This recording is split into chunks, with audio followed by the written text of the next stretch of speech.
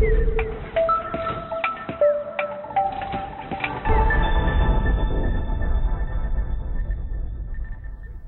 here to talk about share your candy. The first lesson we are taught when we're around others is to share your candy.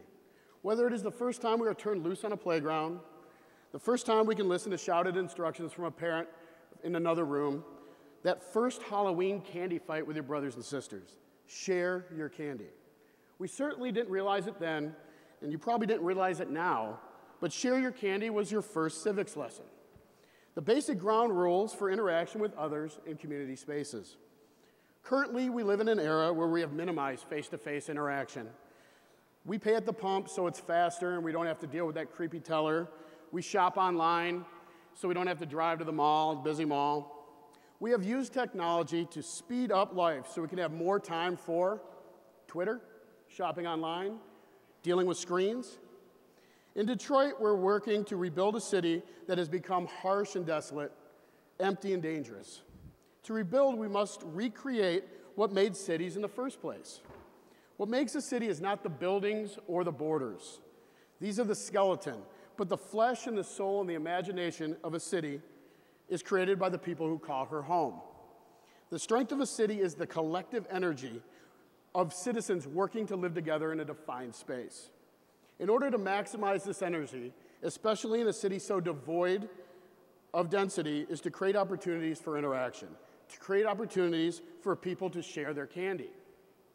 I am standing here basically because I'm your garbage man. Seriously, that is exactly what I was 7 years ago, until a Wayne State student stopped me for advice on how to start a recycling program for the Cash Corridor neighborhood. What began as a simple business meeting with some fresh-eyed college students at the Bronx Bar changed my life.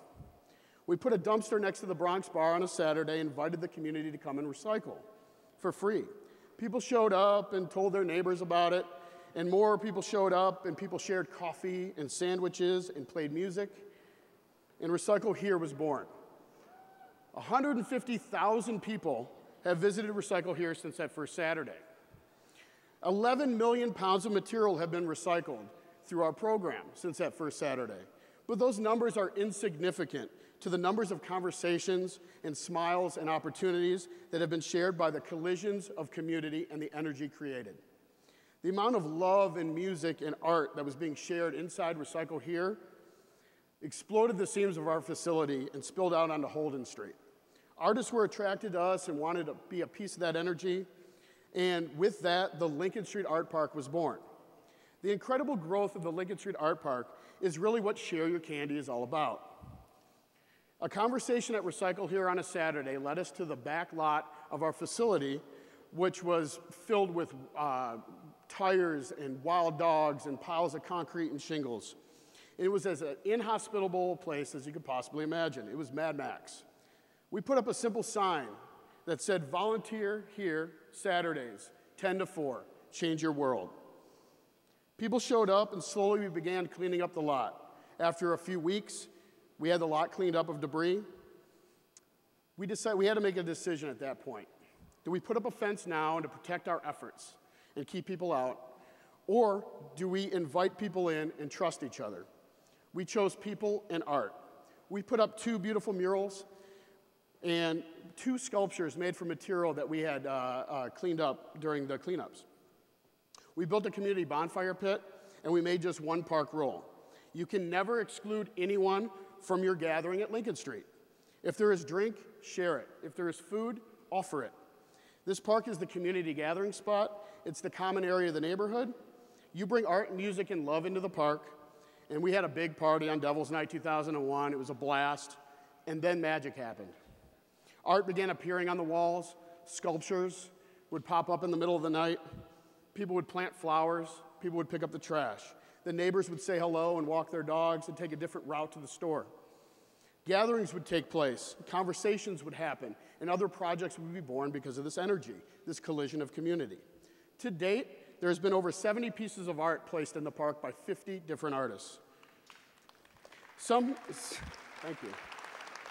Some artists have placed art there anonymously, choosing to share their art with people they would never, ever know.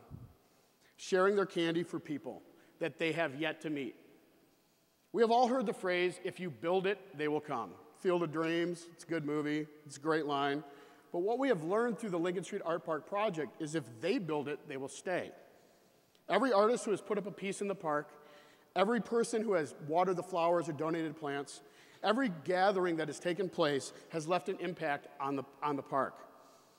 They are now connected, they are now invested, and it is their park as well. They made their mark and their contribution. Whether they were there and left something, or what they left inspired another piece, they are part of the park. While many people thank me and my staff for creating these projects, the fact is all we did was open up space for people to share their candy. The fact of the matter is we opened up our doors, and everything that has been created was created by people like you. Share your candy isn't about being an artist. I'm not an artist, I'm just a garbage man. But I have candy to share.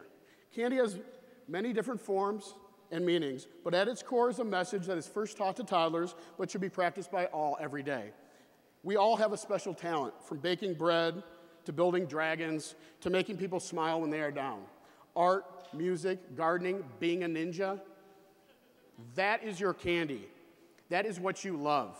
Find a public place and share your candy.